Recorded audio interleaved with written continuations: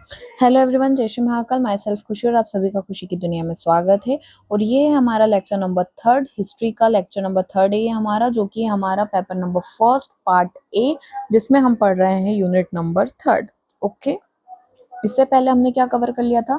इससे पहले हमने हमारा पूरा ट्राइबल रिवोल्ट कवर कर चुके हैं हम लोग, ठीक है। और इस वीडियो में हम करने वाले हैं कवर हमारा पीजेंट रिवोल्ट। देखो, अभी हम यूनिट 3 जो है, पेपर फर्स्ट पार्ट ए की जो यूनिट नंबर 3 है, उसमें हम मूवमेंट्स पढ़ रहे हैं। उन मूवमेंट्स के अंदर अभी हमने ट्राइबल कवर कर लिया है और आज हम पीजेंट वाला पढ़ना स्टार्ट कर रहे हैं, ठीक है। अब पहले हम इसमें भी क्या क्या पढ़ेंगे मैं वो आपको बता देती हूँ। तो ये जो पीजेंट रिवोल्ट है, इसके क्या क्या रीजंस रहे हैं, इसके चालू होने के क्या क्या रीजंस रहे हैं, हमको वो पढ़ना है। उसी के साथ साथ इसका नेचर क्या है, पीजेंट रिवोल्ट का नेचर क्या रहा है, नेचर या फिर कैरेक्टरिस्टिक्स जो भी अपन बोल सकते हैं वो। देन इसके फेल होने के क्या क्या रीजंस रहे, ये तीन चीजें हमको हर रिवोल्ट में पढ़नी है। हमने ट्राइबल रिवोल्ट में भी पढ़ी थी, तो सेम हमको पीजेंट रिवोल्ट में भी ये पढ़ना है।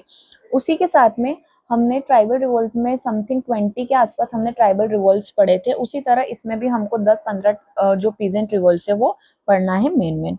तो सबसे पहले पीजेंट रिवोल्ट, तो हम सबसे पहले क्या देखेंगे उसके कोजेस, कि वो क्यों हुआ रीजंस या फिर रीजंस, ठीक है। ये दो चीजें जो हमको इसमें पढ़नी है। अब क्या क्या रीजंस रहे हैं पीजेंट रिवोल्ट होने के, क्या क्या कोजेस रहे हैं, ये अगर हम देखें तो हमने ट्राइबल रिवोल्ट में भी क्या पढ़ा था, मैं आपको यहाँ समझाती हूँ। हमने जब ट्राइबल रिवोल्ट पढ़ा था तो उसमें हमने क्या पढ़ा था, उनके कुछ इकोनॉमिक कॉजेस थे, कुछ सोशल थे, कुछ पॉलिटिकल थे, ठीक है। इस तरह से उनके अलग अलग क्या थे, अलग अलग रीजंस थे। उसके अंदर क्या क्या रीजंस आ गए थे उनके, जैसे कि जो ब्रिटिशर्स की लैंड रिवेन्यू पॉलिसी आ गई थी, ठीक है। फिर टैक्स पॉलिसीज आ गई थी, उनका हर एक चीज को बैन करना, यानी कोई भी हमारी ट्रेडिशनल जो प्रैक्टिसेस वगैरह थी उन्हें बैन करना आ गया था। फिर ज्यादा टैक्स रेट्स बढ़ाना वगैरह, ये सारे उसके रीजंस थे। कुछ ऐसे ही रीजंस हमको सेम पीजेंट रिवोल्ट के अंदर भी पढ़ना है। इसमें भी क्या क्या पढ़ना है हमको, इसमें भी हमको ब्रिटिशर्स की लैंड रिवेन्यू पॉलिसी पढ़नी है। मतलब ये एक रीजन है, क्योंकि उन्होंने जो लैंड रिवेन्यू पॉलिसीज थी उससे पीजेंट भी परेशान थे। सेम टैक्स ट्राइबल्स के लिए भी था, सेम वैसे जो हमारा है पीजेंट्स के लिए भी था। तो जब उन्होंने टैक्स बढ़ाया तो ये भी दोनों के लिए है। उसी के साथ साथ में अगर हम पीजेंट रिवोल्ट पढ़ रहे हैं, यानी एग्रीकल्चर से रिलेटेड हमको यहाँ पे चीजें लिखनी है, तो एग्रीकल्चर में उन्होंने क्या करा था, कमर्शियलाइजेशन भी कर दिया था एग्रीकल्चर के अंदर। क्या होता है ये मैं आपको अभी अच्छे से समझाऊंगी क्या होता है। उसी के साथ साथ जितनी भी इनकी इंडस्ट्रियल पॉलिसीज लेकर आई थी ब्रिटिश गवर्नमेंट, ये भी एक रीजन था। इसके अलावा जितना भी हमारा जितने भी लैंडलॉर्ड्स थे जो कि बहुत सालों से चलते आ रहे थे, उन लैंडलॉर्ड्स को भी इन्होंने क्या करा था, हटा दिया था। ट्रेडिशनल लैंडलॉर्ड्स को भी उन्होंने क्या करा था, हटा दिया था, ठीक है। तो ये सारे रीजंस है हमारे रिवोल्ट को करने के। अब देखो, यहाँ पे अगर हम पीजेंट रिवोल्ट पढ़ेंगे तो उसके अगर कॉजेस पढ़ेंगे, तो मैंने आपको इन मतलब समरी के अंदर तो मैं आपको बता चुकी हूँ कि क्या क्या उसके रीजंस थे। अब मैं अच्छे से उसका पॉइंट वाइज पॉइंट आपको बताती हूँ कि अगर 7 मार्कर या 2 मार्कर में आ जाता है हमारा, कि 7 मार्कर में कैसे क्वेश्चन आते हैं, 2 मार्कर में कैसे क्वेश्चन आते हैं, तो किस तरह से हमको लिखना रहेगा, ठीक है। किस तरह से हमें लिखना रहेगा मैं आपको वो बताती हूँ। अब जैसे कि मैंने आपसे कुछ पॉइंट्स डिस्कस करे, हम पहले लिख लेते हैं क्या क्या पॉइंट डिस्कस करें। लैंड रिवेन्यू पॉलिसी डिस्कस करी मैंने आपसे। उसी के साथ में मैंने क्या डिस्कस करा आपसे, इंडस्ट्रियल पॉलिसी में चेंजेस कर दिए थे। थर्ड मैंने क्या डिस्कस करा था, कमर्शियलाइजेशन हुआ था जो क्रॉप्स का वो। फोर्थ मैंने आपको बताया था कि टैक्स रेट्स बढ़ा दिए थे, ठीक है। ये 4 चीजें मैंने अभी आपसे क्या करी है, डिस्कस करी है। इन्हीं चारों चीजों को हमको रीजंस में एज अ पॉइंट उतारना है। जब 7 मार्कर में आए तो आप एक्सप्लेन अपने हिसाब से करना, ठीक है। अब जैसे कि फर्स्ट पॉइंट अगर मैं लिखूंगी यहाँ पर, ब्रिटिश लैंड रिवेन्यू पॉलिसी, ठीक है, ब्रिटिश की लैंड रेवेन्यू पॉलिसी। तो इसके अंदर हमको अगर इसको एक्सप्लेन करना है तो देखो मैं किस तरह से एक्सप्लेन करूंगी। Collect maximum tax led to atrocities and exploitation. अब एक्सप्लॉइटेशन किसका हो रहा था? फार्मर्स का, ऑफ फार्मर्स, ठीक है, एक्सप्लॉइट किसको कर रहे थे? वो फार्मर्स को कर रहे थे। इसी के साथ साथ लैंड रेवेन्यू पॉलिसीज में उन्होंने क्या करा था, मतलब जो हमारे फार्मर्स थे ना उनको इतना परेशान करके रख दिया था कि वो कर्ज में चले गए। काय में चले गए? कर्ज में चले गए, इंडेप्टनेस, ठीक है। तो फार्मर्स हमारे कैसे हो गए? फेडअप हो गए। काय से हो गए फेडअप? फेडअप विथ इन डेब्टनेस, ठीक है। उन्होंने मतलब इतना कर्जा ले लिया था दूसरे दूसरे व्यक्ति से उनकी लैंड रेवेन्यू पॉलिसीज को फुलफिल करने के लिए। अब इसको मैं आपको समझा देती हूँ। British land revenue policy, British की कुछ ऐसी लैंड रेवेन्यू पॉलिसीज थी जिससे पीजेंट इतने परेशान हो गए कि उन्होंने ब्रिटिशर्स के खिलाफ विद्रोह कर दिया। अब जो लैंड रेवेन्यू पॉलिसीज थी उसमें ऐसी क्या क्या चीजें थी कि उनको विद्रोह करना पड़े, हम वो देख रहे थे। उसमें था कलेक्ट मैक्सिमम टैक्स। ये एक है कलेक्ट मैक्सिमम टैक्स, यानी जो टैक्स रेट्स थे ना उनको बहुत बढ़ा दिया था। मान लो पहले 1/4 टैक्स, पहले 1/4 टैक्स ले रहे थे तो फिर उसको बढ़ा के 1/2 कर दिया। अगर कहीं 1/6 ले रहे थे तो उसको बढ़ा के 1/4 कर दिया। तो टैक्स रेट जो है ना वो कंटिन्यू क्या होते जा रहे थे? इंक्रीज होते जा रहे थे। तो जब इंक्रीज होगा टैक्स रेट्स में तो पीजेंट के पास क्या बचेगा? पीजेंट अपना ऑब्वियस अगर कृषि कर रहा है, खेती कर रहा है तो वो अपना फायदा देखेगा ना, उसमें उनको भी तो कुछ पैसा बचना चाहिए। बट अगर टैक्स रेट आप इंक्रीज कर दोगे, टैक्स रेट को इंक्रीज कर दोगे तो पीजेंट के पास बचेगा क्या? ठीक है।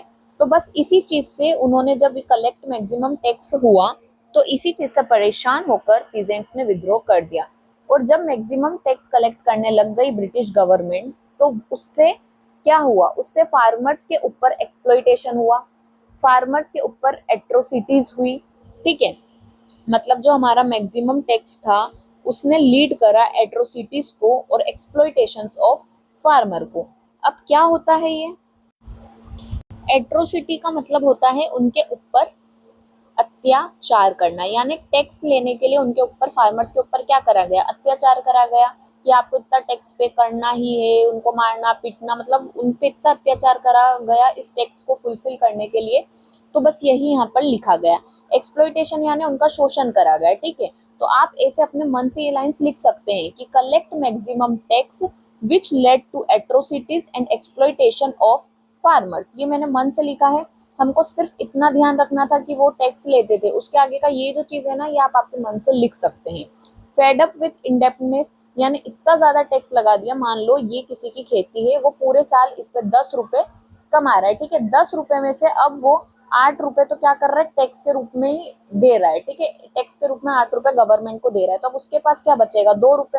अब वो 2 रुपए से वो अपना घर चलाएगा या अपनी अगली जो फसल है अगली फसल के लिए बचाएगा। अब ऑब्वियस है जब वो अगली फसल लगाएगा तो उसके लिए भी उसे पैसा तो चाहिएगा, ठीक है। अब उसने जब यहाँ पे 10 रुपए लगाए जिसमें से उसने 8 रुपए तो टैक्स ही दे दिया। अब ये मान के चलिए कि इतना टैक्स नहीं था, चलो 8 रुपए टैक्स नहीं था, उसने मान लो हाफ टैक्स दिया, 1 सेकेंड टैक्स दिया, ठीक है। 1 सेकेंड टैक्स लगता था, इतना ज्यादा नहीं लगता था। तो उसने 5 रुपए क्या करे? एज अ टैक्स दे दिया। अब बचे उसके पास में 5 रुपए। अब वो 5 रुपए में से मान लीजिए उसने अपना घर चलाया, मतलब सभी खर्चा जो भी है घर का, घर खर्च उठाया करा, उसमें उसने 2 रुपए खर्च कर दिए। तो अब इस फार्मर के पास जो है अगली फसल करने के लिए कितना बचा? 3 रुपए बचे। अब ये 3 रुपए में वो अगली फसल थोड़ी कर पाएगा, इस 3 रुपए थोड़ी चाहिए उसको, उसको तो चाहिए मान लो वापस से 10 रुपए ही चाहिए थे, ठीक है। अगली फसल के लिए भी उसको वापस से 10 रुपए चाहिए थे, बट उसके पास बचा कितना? 3 बचा। तो अब वो क्या करेगा? वो जो लैंडलॉर्ड्स वगैरह थे ना उनसे उधार लेगा। तो वो उधार ले रहा है 7 रुपीज, ठीक है। 7 रुपीज वो क्या कर रहा है? उधार ले रहा है। अब मान लो उसने जैसे तैसे करके 10 रुपीज इकट्ठे कर लिए, फसल में लगा लिए। अब इस फसल की कमाई से उसका फायदा हुआ और उसको मिल रहे हैं मान लो 13-14 रुपए, 13-14 रुपए मान लो, ठीक है। 13 रुपए मिले या फिर 14 रुपए मिले, ये मैं आपको एग्जाम्पल दे रही हूँ तो अच्छे से समझिएगा। उसको मिले 14 रुपए। अब इस 14 रुपए में से उसने वापस से क्या करा? हाफ टैक्स यानी 7 रुपीज किसको दे दिए? ₹7 किसको दे दिए, गवर्नमेंट को एज अ टैक्स, और बाकी के 7 जो उसने लैंडलॉर्ड से उधार दिए थे उसको दे दिए। तो अब फार्मर के पास क्या बचा, जीरो।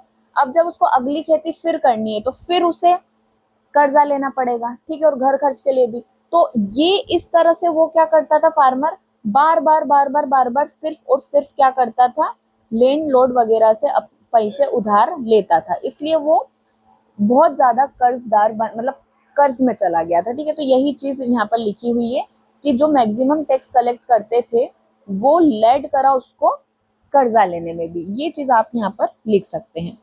सेकंड पॉइंट है यहाँ पर commercialisation, commercialisation of agriculture, commercialisation of agriculture. अब इसमें भी हमें मन से लिखना है, ठीक है। मैं अब आपको पहले समझा देती हूँ कि कमर्शियलाइजेशन क्या होता है। अब देखो, मान लो एक कोई फार्मर है, ठीक है, एक कोई फार्मर है, वो खेती कर रहा है वीट की। अब वो वीट की खेती कर रहा है या फिर वो खेती कर रहा है सोयाबीन की, है ना। अब जब वो इन चीज की खेती कर रहा है तो ये चीजें क्या कर रही है, ये चीजें हमको फूड प्रोवाइड कर रही है, उसके घर का अनाज प्रोवाइड कर रही है, बाकी लोगों को वो फूड प्रोवाइड कर रही है।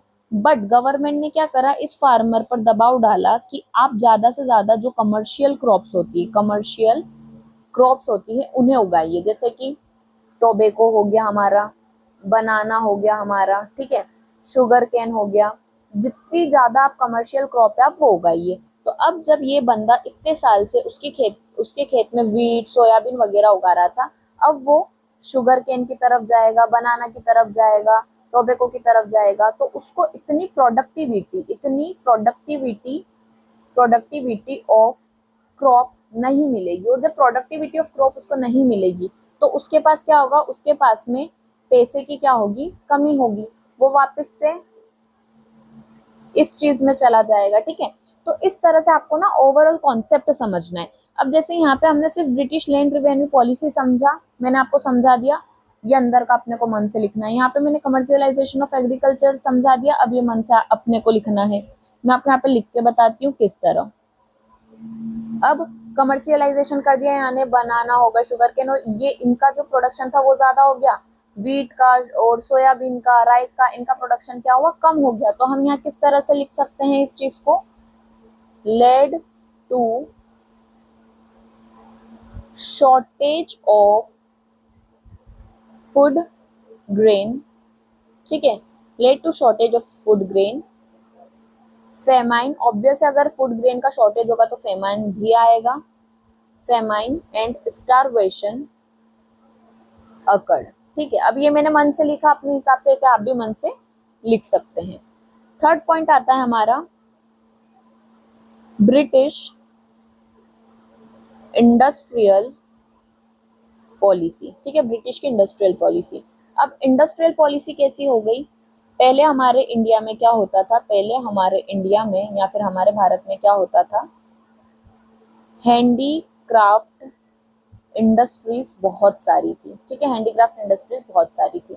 बट ब्रिटिशर्स के आने से क्या हुआ, ब्रिटिशर्स के आने से क्या हुआ, इंडस्ट्रियलाइजेशन बहुत ज्यादा हुआ, इंडस्ट्रियलाइजेशन बहुत ज्यादा हुआ, यानी मशीनरी, ठीक है, मशीनरी का जो यूज था वो बढ़ गया।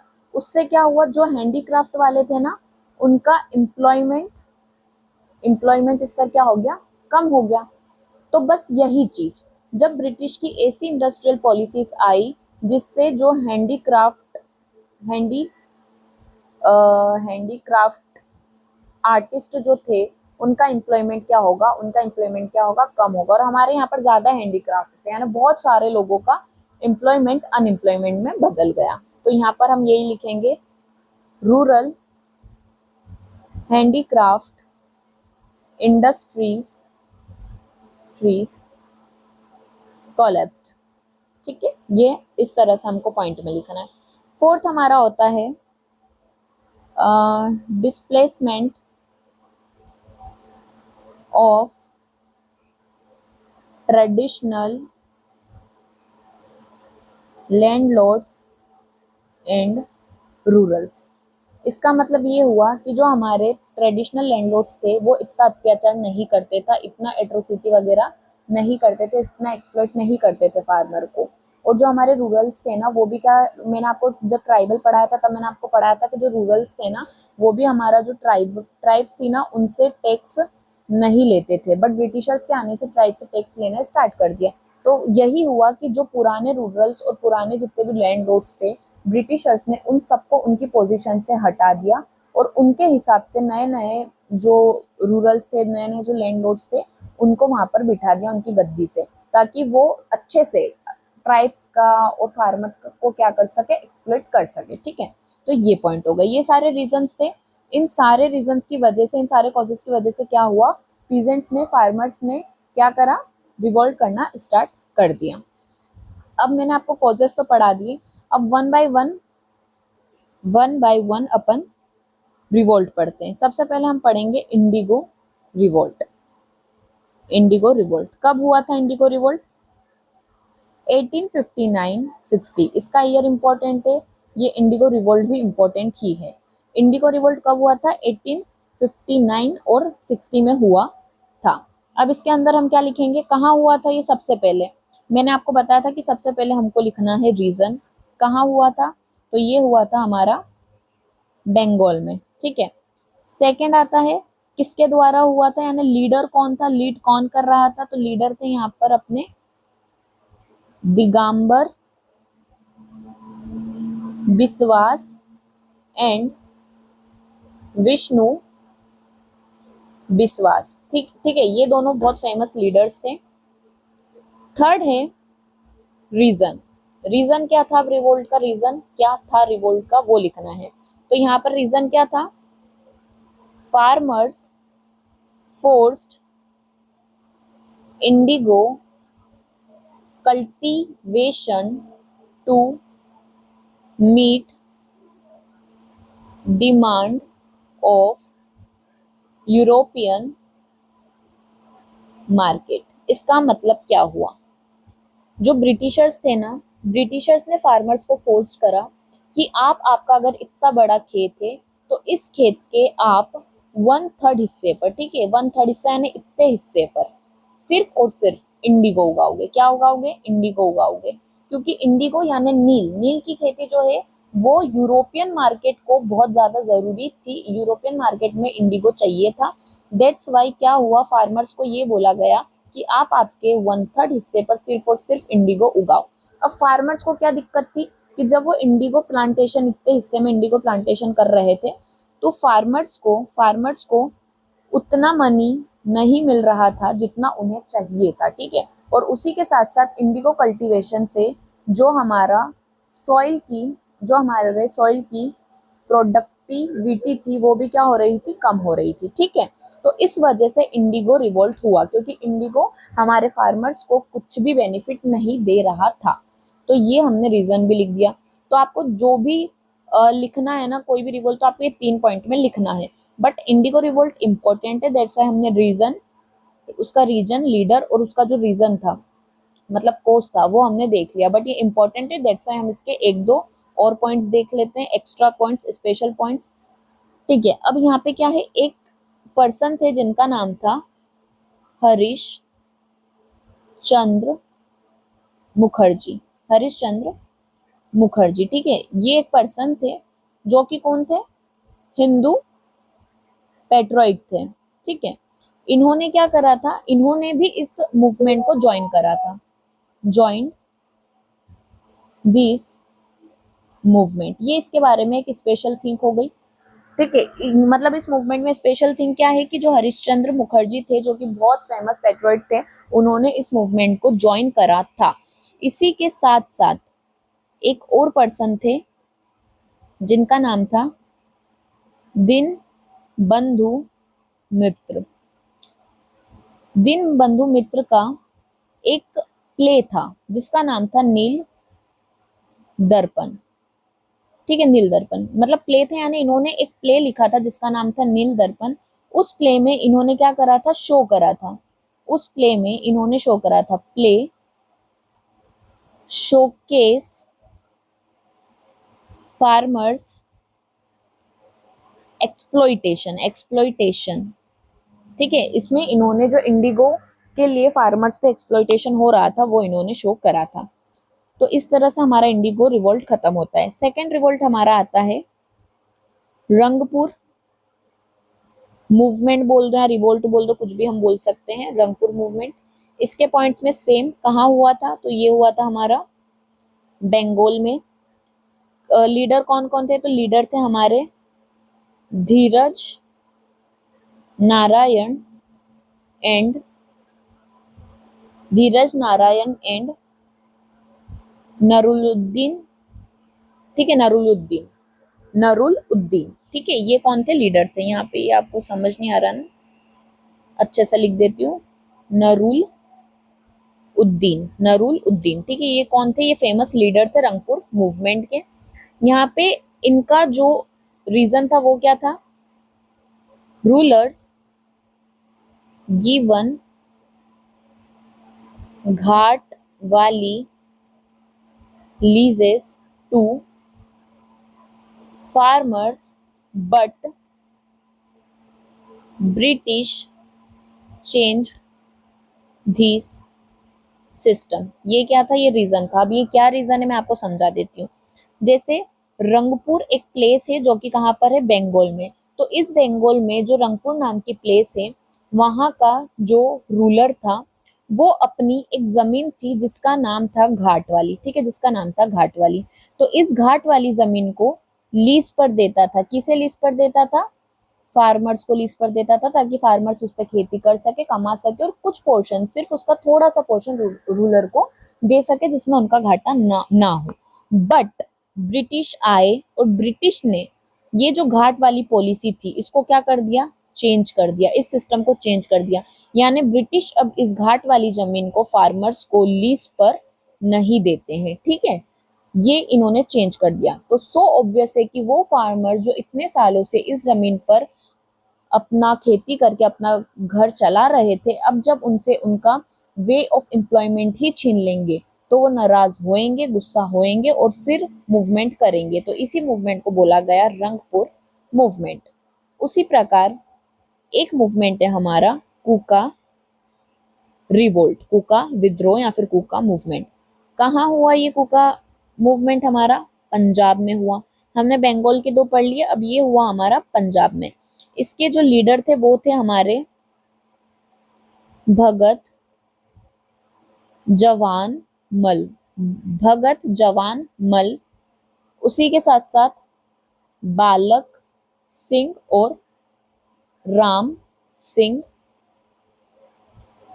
कूका, ठीक है। ये सारे कौन थे, इसके बहुत फेमस फेमस लीडर थे। इनका जो रीजन था, कोर्स था रिवोल्ट करने का, वो क्या था, इनिशियली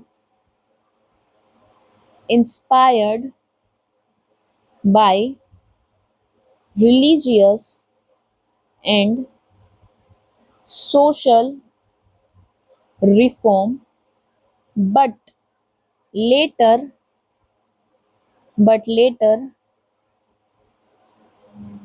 transformed into political। अब ये क्या हुआ मैं आपको बताती हूँ। ये जो विद्रोह था ना, जो कुका रिवोल्ट था, ये पहले तो रिलीजियस और सोशल रिफॉर्म्स के लिए था। यानी ब्रिटिशर्स जितना अपनी रिलीजियस पॉलिसीज में टांग घुसेड़ रहे थे, जितना सोशल रिफॉर्म में टांग भर रहे थे, तो उस चीज से क्या हुआ, उस चीज से यहाँ के पंजाब वाले लोग परेशान हुए। अब यहाँ तक तो वो परेशान हो ही रहे थे, इसी के साथ साथ ब्रिटिशर्स ने उनकी पॉलिटिकल लाइफ में भी, मतलब पॉलिटिकल लाइफ को भी डिस्टर्ब करना स्टार्ट कर दिया।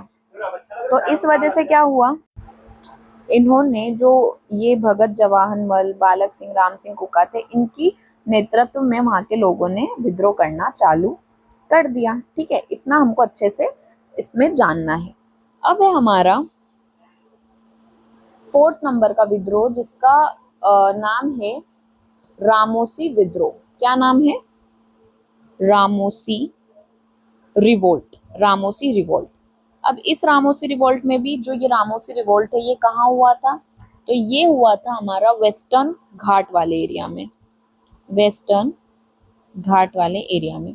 जैसे कि ये हमारा इंडिया है, ठीक है, तो ये इंडिया का ये जो हिस्सा है ना, दिस वन, ये पूरा हिस्सा है हमारा वेस्टर्न घाट।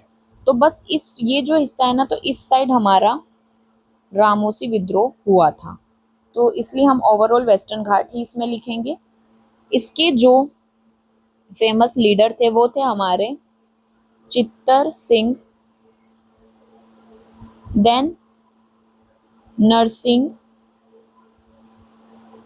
दत्तात्रेय दत्तात्रेय पेटकर।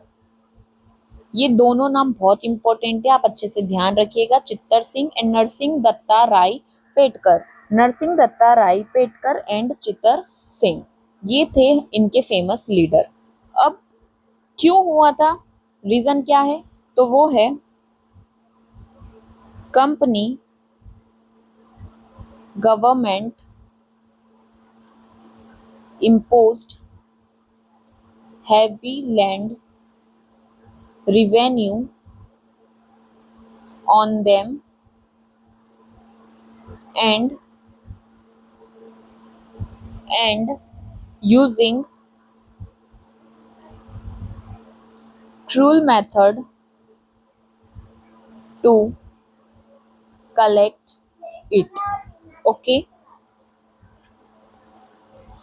बहुत ही ज्यादा क्रूअल मेथड उन्होंने अपनाई थी। क्यों अपनाई थी, टैक्स कलेक्ट करने के लिए। उसी के साथ साथ बहुत ज्यादा लैंड रेवेन्यू उन्होंने लेना चालू कर दिया था। किसने, गवर्नमेंट ने, ब्रिटिशर्स ने या फिर कंपनी गवर्नमेंट। ब्रिटिशर्स से पहले कौन थी, हमारी ईस्ट इंडिया कंपनी थी। तो कंपनी गवर्नमेंट ने बहुत ज्यादा लैंड रेवेन्यू इम्पोज कर दिया था वेस्टर्न घाट के फार्मर्स पर, और ऐसी मेथड्स का यूज करते थे जो कि बहुत ही क्रूरता की मेथड्स थी वो उस लैंड टैक्स को कलेक्ट करने के लिए। तो इस रीजन की वजह से जो वहाँ के रामोसीस थे, जो ये मतलब ये एक अपना कास्ट समझ लो, तो उन्होंने क्या करा, विद्रोह स्टार्ट कर दिया। अब एक विद्रोह हम और पढ़ लेते हैं, उसके बाद इसको खत्म करते हैं आज का क्लास, बाकी हम कल के क्लास में देखेंगे। अब आता है हमारा पबना रिवोल्ट। ठीक है, क्या आता है, अब आता है हमारा पबना रिवोल्ट। कहाँ है पबना, बंगाल में। ठीक है, इसके जो लीडर्स थे वो कौन थे, वो थे हमारे ईशान चंद्र रॉय, और एक थे हमारे शंभू पाल। ठीक है, ईशान चंद्र रॉय एंड शंभू पाल। अब इनका जो रीजन था, ठीक है, बंगाल में हुआ पबना विद्रोह, ईशान चंद्र रॉय और शंभू पाल जो थे लीडर थे। इन्होंने जो रिवोल्ट करा था वो लैंडलॉर्ड्स के अगेंस्ट करा था। ठीक है, लैंडलॉर्ड्स के अगेंस्ट करा था। क्या करा था इन्होंने, मैं आपको लिखकर बताती हूँ, अगेंस्ट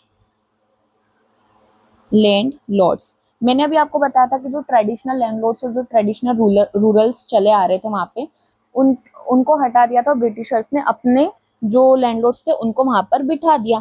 तो डेट्स से इन्होंने लैंडलॉर्ड्स के अगेंस्ट ही विद्रोह करा था, और इन्होंने यहाँ पर एक स्टेटमेंट दिया था। क्या दिया था, we are subject of queen and queen alone. अब देखो, पहले क्या था, जब ब्रिटिशर्स का पूरा 1857 के विद्रोह के बाद ब्रिटिशर्स ने जो कमांड थी, जो पॉलिटिकल राइट्स थे, वो अपने हाथों में लिए थे 1857 के रिवोल्ट के बाद। बट 1857 के रिवोल्ट से पहले ईस्ट इंडिया कंपनी के पास में हमारे इंडिया के पॉलिटिकल राइट्स थे। ठीक है, पॉलिटिकल राइट्स किसके पास थे, ईस्ट इंडिया कंपनी के पास में। तो अब हमारे यहाँ के जो फार्मर्स थे, जब ईस्ट इंडिया कंपनी ने बहुत ज्यादा उनको एक्सप्लॉइट करा, जब बहुत ज्यादा एक्सप्लॉइट करा, तो लैंडलॉर्ड्स ने क्या करा, मतलब जो वहाँ के लैंडलॉर्ड्स थे ना, उनके खिलाफ फिर जो बंगाल के पबना के जो फार्मर्स थे उन्होंने विद्रोह कर दिया कि हम तो क्वीन के अधीन है। ठीक है, we are subject of queen, जो क्वीन थी ना ब्रिटेन की, हम उसके अधीन है, हम ईस्ट इंडिया कंपनी के अधीन नहीं है, हम तो क्वीन के अधीन है। तो हम ईस्ट इंडिया कंपनी की जो लैंड रेवेन्यू पॉलिसी है उसे उसको क्यों एक्सेप्ट करें। ठीक है, तो ये चीज, ये इसलिए इन्होंने विद्रोह करा था, तो इसका नाम पड़ता है पबना रिवोल्ट। आज के लेक्चर में सिर्फ मैं इतना ही पढ़ाऊंगी। इसके आगे का जो हमको पढ़ना मतलब और जितने भी रिवॉल्ट्स हमको पढ़ना है, जैसे कि मोपला विद्रोह जो कि बहुत ज्यादा इम्पोर्टेंट है, उसी के साथ साथ हमारा तीभागा विद्रोह, एका विद्रोह, ये सारे जितने विद्रोह है ना बहुत ज्यादा इंपॉर्टेंट है। बरदोली विद्रोह, उसी के साथ में nature of revolt, failure of revolt, ये सारी चीजें बहुत ज्यादा इंपॉर्टेंट है। ठीक है, बहुत ज्यादा क्या है, इंपॉर्टेंट है। ये सारी चीजें हम कल के लेक्चर में देखेंगे। आज के लेक्चर में मैंने आपको सिर्फ इंट्रोडक्शन दिया है पीजेंट रिवॉल्ट का, उसके कॉजेज बताए हैं और 5 तरह के मैंने रिवॉल्ट आपसे डिस्कस कर लिए, जिसमें सबसे ज्यादा जो इम्पोर्टेंट रिवॉल्ट है वो है इंडिगो रिवोल्ट। तो अगर आपको ये वीडियो अच्छी लगे और इसी तरह से आप भी मेरी तपस्या बैच से जुड़ना चाहते हैं, मेरे साथ क्लासेस लेना चाहते हैं, तो प्लीज इन क्लासेस को लाइक करें, वीडियोस को ज़्यादा से ज़्यादा शेयर करें और चैनल को सब्सक्राइब करना ना भूलें। Thank you very much.